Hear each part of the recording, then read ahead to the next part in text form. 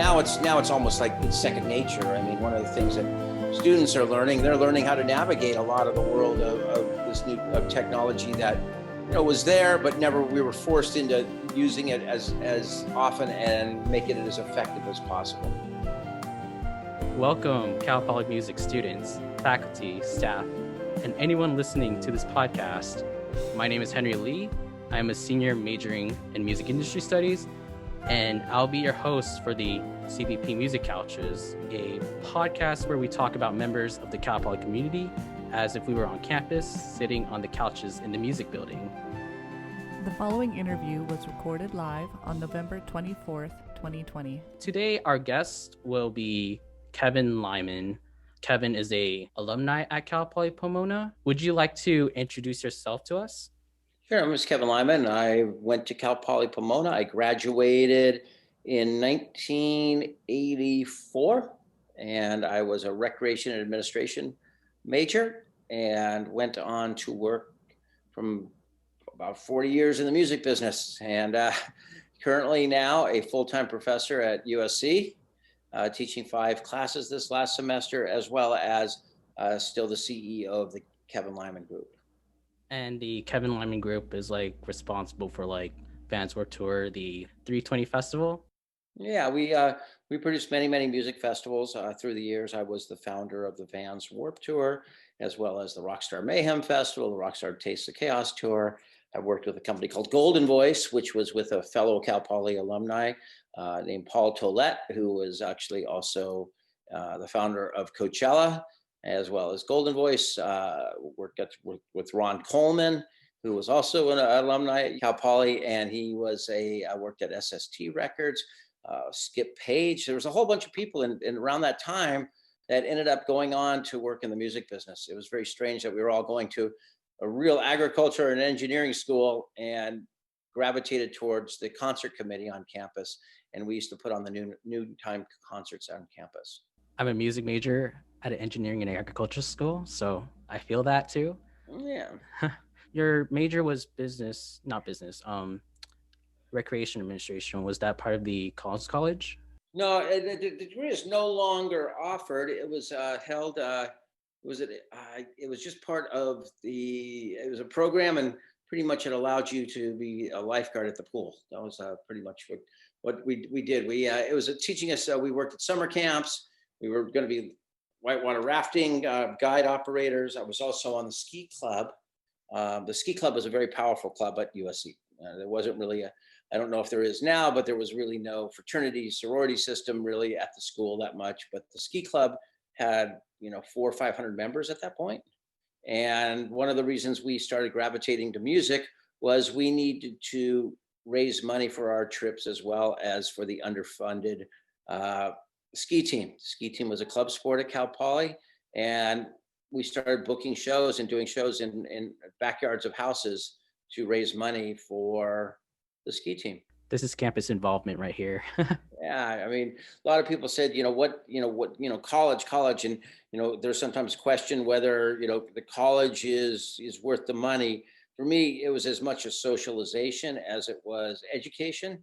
So we really kind of figured ourselves out there, and kind of the business side was how to set up concerts and do shows, and then we would raise money and fund our ski teams. So I really enjoyed that time at Cal Poly, even though it was almost accidental that I ended up at Cal Poly. It was during a time I was accepted into Cal Poly, or I was expected into Cal State Fullerton. I was expected to go there, and the gas crisis came, and there was big long lines for gas, and there was no one knew if we were going to get gas. And I called Cal State Fullerton, and they said, well, here, we'll send you a letter and take it over to Cal Poly, and I'm sure they'll let you go to school there. So a little different now.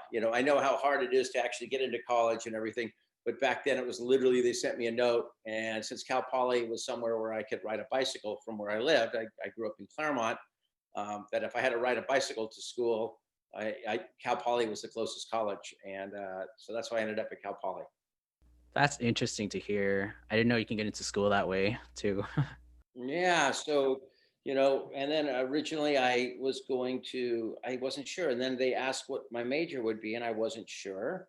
And started talking to someone at the orientation, and she said, "Oh, I'm going to be a journalism major." I said, "Oh, that sounds like a good major." So I ended up a journalism major, and I wrote for the Cal Poly newspaper for a while, and then switched majors after my second semester at Cal Poly. Interesting. Polypost is still very active online. Recently, they tried crowdfunding a app. They didn't reach the goal, but they're gonna like use the money to like try to like create this secured and like a well-designed app, you know. Nice, nice. And we're doing podcasting right now. That's in itself like a form of journalism a little bit. You have like the interviewer, the interviewee, just like asking questions. And for this podcast, we just want to like know about like members of Cal Poly community. Yeah. So, after, while I was in school, I was learning how to put on concerts. And I was also working at the student center over at Citrus College in the evenings to make money. So I would start putting on concerts at their student union or their student center. And that's also where I met my wife at Citrus.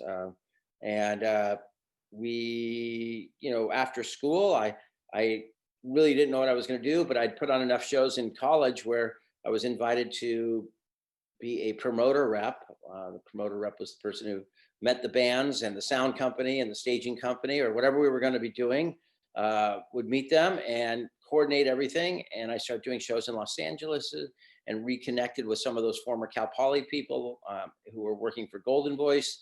And I started running all the shows for the company Golden Voice in Los Angeles. And during that period of time of the late 80s and 90s, I was producing over 200 to 300 shows a year, and really it was a really exciting time for music in Los Angeles. There was a lot of great bands like the Red Hot Chili Peppers and Fishbone, and all these bands were kind of booming up around the scene, Guns N' Roses and Dramarama. So I was able to kind of work around navigating that music scene. And then there was a band called Jane's Addiction with a guy named Perry Farrell, and I was always the person that would run their shows in LA.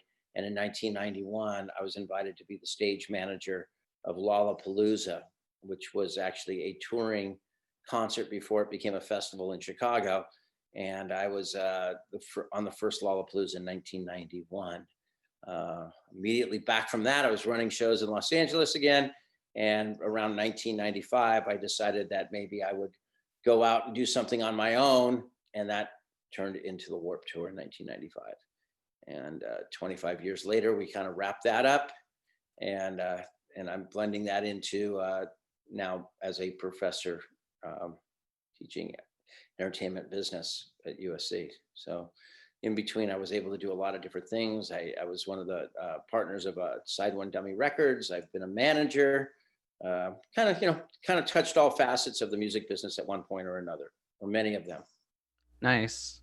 Within this like field of entertainment, and since you're an event planner, you will encounter like lots of connections that will lead you to like various places within the entertainment industry. Last year, I was able to meet Kevin Lyman through an event hosted by the Cal Poly Pomona Music Department. It was actually a class project where we had like this music industry conference where we had like a panel, a career fair, and a keynote speaker. And we have Kevin Lyman as the keynote speaker, and it was actually a very nice day to have that.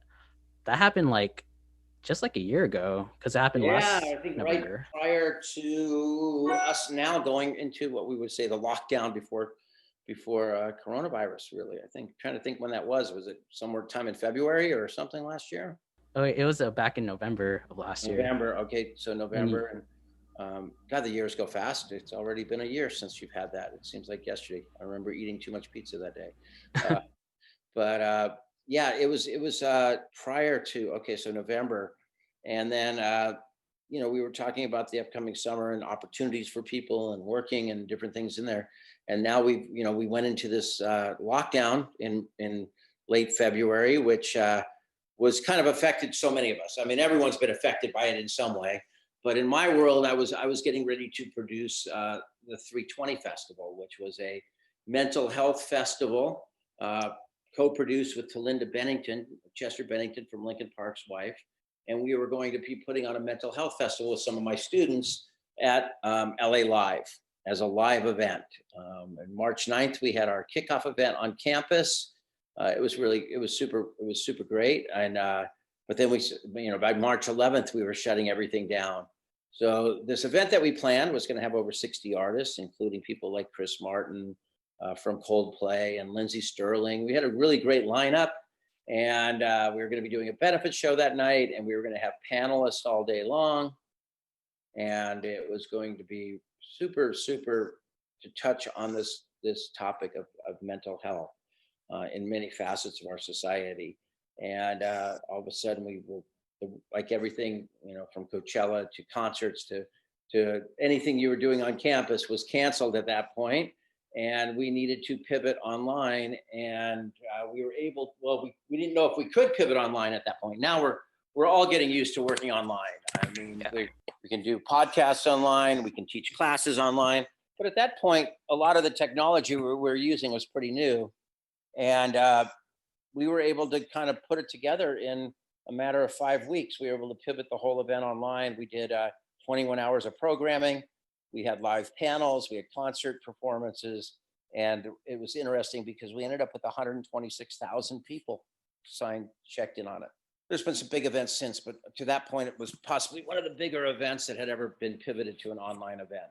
Yeah, definitely. Like right before COVID, I did attend the 340 Connections event, which happened on like the week of when things started locking down. It's like one of my last pre-COVID memories. Just like visiting like USC, seeing like Ken Jeong hosting the event, having what was his name? Chester? No. I forgot his name. Performing. Yeah. We have different speakers. We did a little panel that night, and Linda was on it. It was a nice event. Yeah, it felt a little interpersonal though, because it's like very touchy on the subject on like mental health awareness. Yeah, back to like 340 itself and like transitioning online. What were like some difficulties that you like encountered transitioning this event that was going to be, I believe it was going to be hosted in these around like Staples area downtown? Yeah, it was all around LA Live, around Staples Center. Well, it was now we're used to doing things on Zoom. It's easy. We use, but this was like right when a lot of people were figuring out how to use Zoom.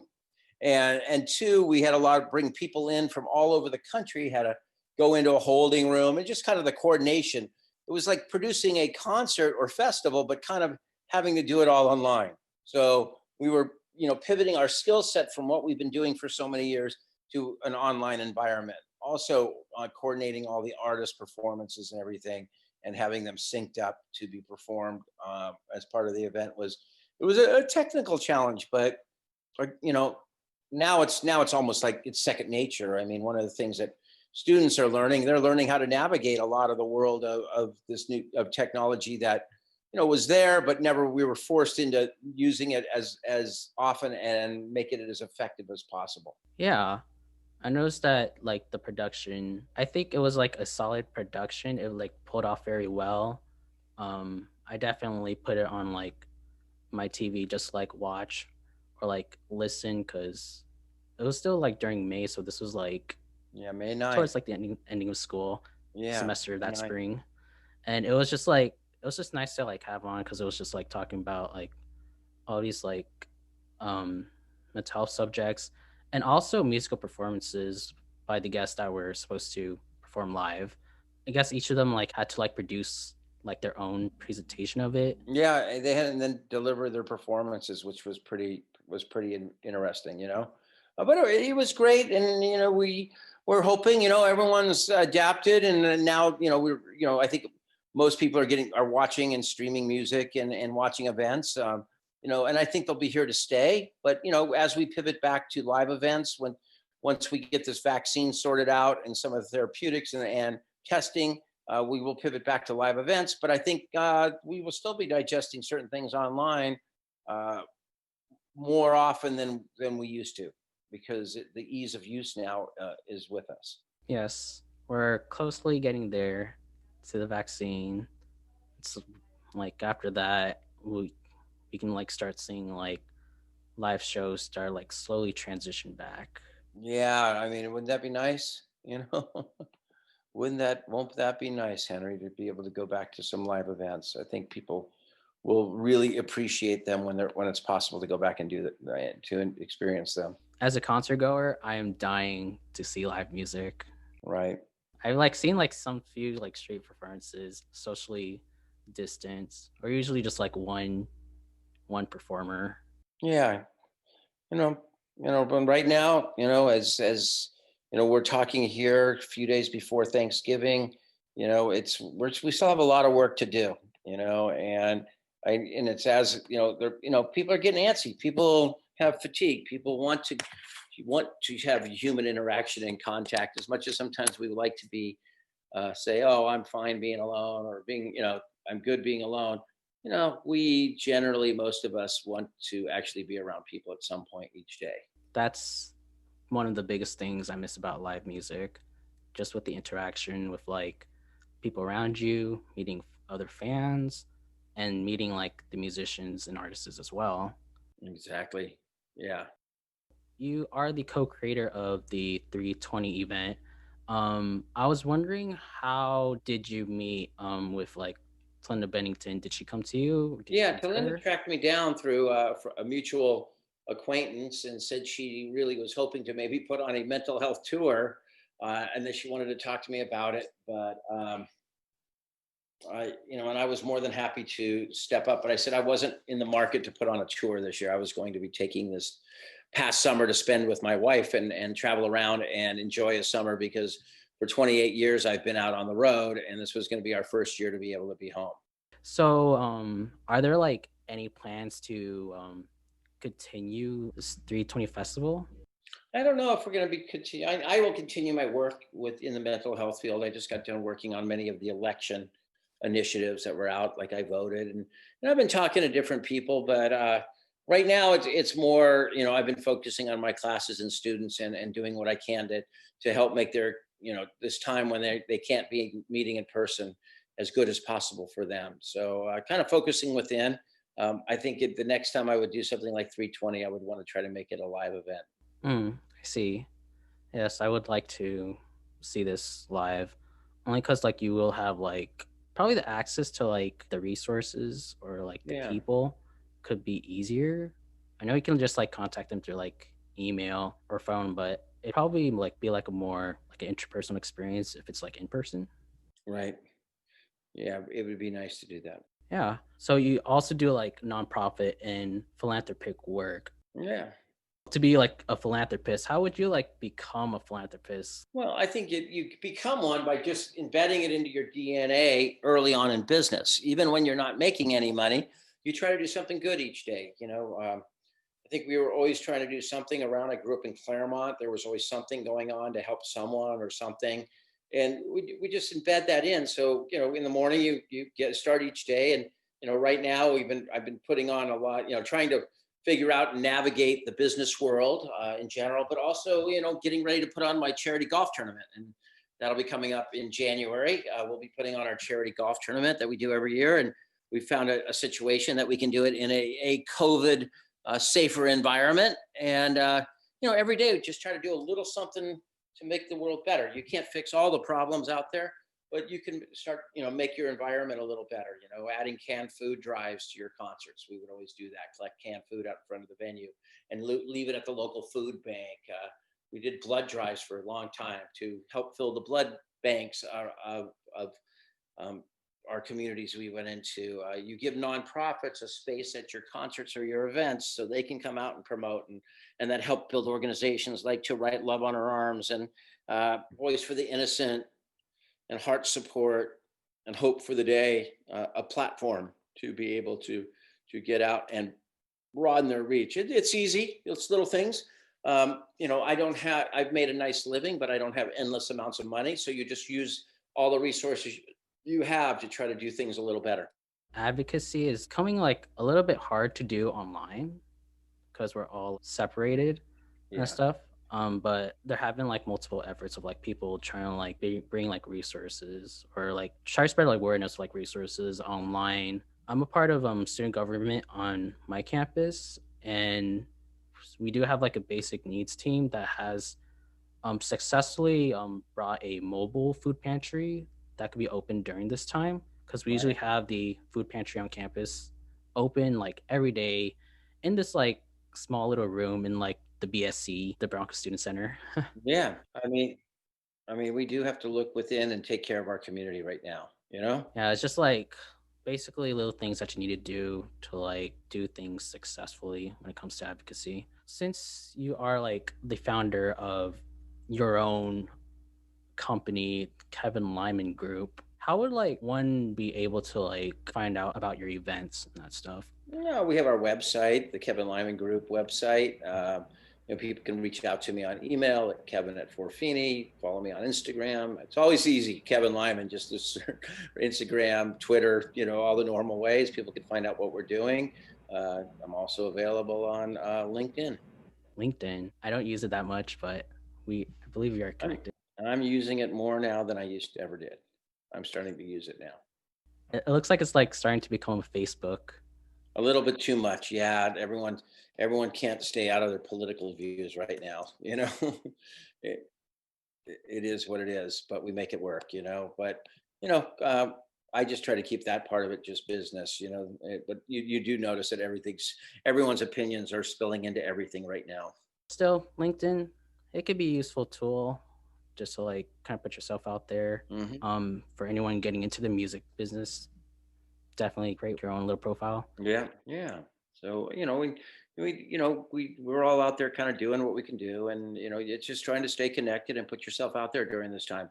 Definitely you're not seeing as many people in person, so using those tools is important in some ways to get yourself out there. How would any like student who's like interested in like being part of event production, what are like tips into getting in? I recommend that you guys all, you learn certain skills, like Adobe or Canva or some of the technical side. We're definitely an industry that's leaning more towards technical skills. You're going to need some technical skills to kind of crack through the door.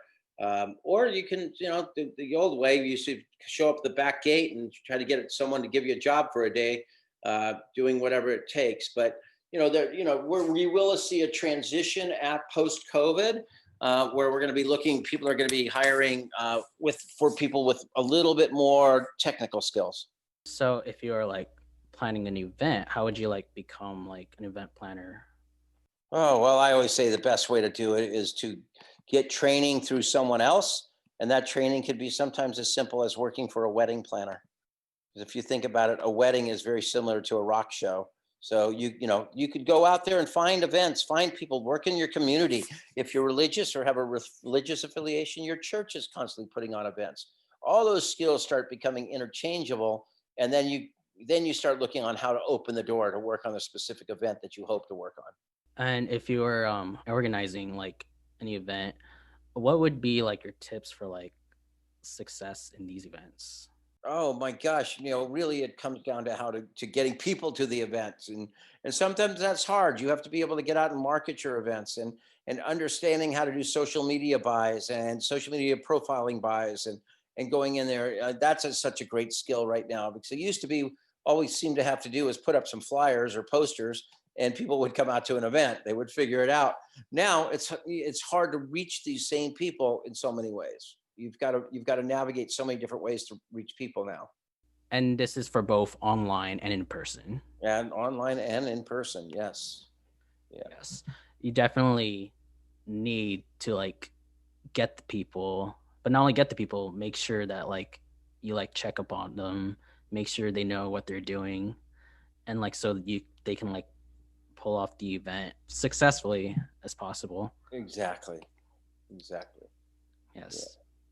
These are like good tips for like, people wanting to like work in the entertainment industry, live music. Yeah. I mean, I'm not sure if Cal Poly is still doing shows, but when you get back on campus, get involved on campus events. Yes, yes. The music department hosts shows, but I think those events are like for interns or student employees that are part of the music department usually. But there are like opportunities on campus to be involved. I know that I don't know if you heard of ASI, but Yeah. they have like their own event team. They're called Beat Bronco Entertainment. geez, I forgot the acronym. I know they're called BEAT, but they're like the organization on campus that like host like these university-wide events, mainly just like entertainment. I know they did like Bronco Fusion, if you've heard of that, which is Yeah. like the start Same semester organization concert. I think we all worked with, ASI. Sounds familiar. All I do is say, get out, get involved, stay engaged, connect, even during this time. I'm constantly doing it, even this far in, trying to stay connected with my professional partners and people who I've come in contact. I was even out with, myself visiting people like Paul Tollett this week, just saying, talking and talking about where we think the business is going to be moving forward. I know it's a hard time for students that are graduating, but you know what? We've got to look at that there is some light at this end of this tunnel right now. And when we get back, I think everyone is going to be very, very hungry for live events and want to get out. Yeah, So that's the good side of all this. yeah. I noted that you brought up, like Paul Tollett, and like Coachella's like canceled for this year and that stuff. Interestingly, he was like in a documentary I was watching, Record Safari, a lot about like collecting records by this person in Yeah. Pomona, but the person in Pomona was like the curator, and he mentioned that Paul Tollett was like the he used to own the Glass House record store in downtown Yeah. Pomona. The Glass House Record Store. Yeah. How has quarantining been, being at home, like all of that stuff? Look, it's been wonderful to be able to spend so much time with my family. It's been good, but it's been a bit of a disruption too, for what we're doing. So, finding new things and focusing on simpler things it has been the good side. The bad side was, we haven't been on an airplane since last February, and for someone who traveled so much and did so much out in the community and out and about, it's weird. I drove out to Palm Springs for a day yesterday, and just we really don't do, for people that were always on the move, it has slowed us down. At first, we were all very, very, wow, this is different. It's nice, kind of, but when you're used to the fast pace and what we live, it's sometimes. But overall, I feel like this pandemic has been the root of everyone's affected by it in a different way. But it's the same thing we're being affected by. Your issues could be compounded by unique individual things, but there's an undertone to this COVID that is under everyone's lives right now. And until we can get that cleared up, it's hard to move forward. Maybe after this election now, with Biden now being announced as the new president, maybe we can start tackling this the way that it should have been tackled from the beginning, as a country, not as individual states or counties or municipalities. It needs to be tackled, because we are the United States, and the United States should be tackling this problem in a full force. And maybe this will bring us together to do that. We'll get there one day. You are a professor at the UNC Thornton School of Music. Why did you want to get into education? Well, I think at this point, while I feel like I'm still doing a lot of relevant things in the business, and I've seen the change in the business, that given the opportunity, I didn't seek this position out at USC. They approached me, and in the timing, it's about timing in life. They hit me on the right day and the right time, or the right space in my point. I said, sure, this sounds great. And getting that opportunity, I've really enjoyed working with young people who maybe can go out into the world and take a little bit of the philosophy that I've carried through business, music, philanthropy, and education. They can take that into their DNA and their workplace. So I'm really enjoying it. It was strange teaching online, but we made the best of it, and we've got one more semester, and I'll do the best I can with that. How can like one be involved with like any like Kevin Lyman Group production? Just track me down. I'm always an open book to talk about it. Right now, we're pretty dormant. We're not doing a whole lot. Most of the stuff is business development and talking to people about how to move forward. But people track me down. I'm an easy person to find. Okay. Is there like anything, any like ending remarks, quotes, advice, anything you want to share? I really, really enjoyed my experience at Cal Poly, and I hope you guys are too. Really. Yeah. In this like unfortunate time, we're like making the best out of it online. Well, it's pretty difficult. I think that's all I have for you today. All right, Henry. I really appreciate it, and you be safe, okay? Take care. Appreciate it too. This is Kevin Lyman. Thank you for tuning in.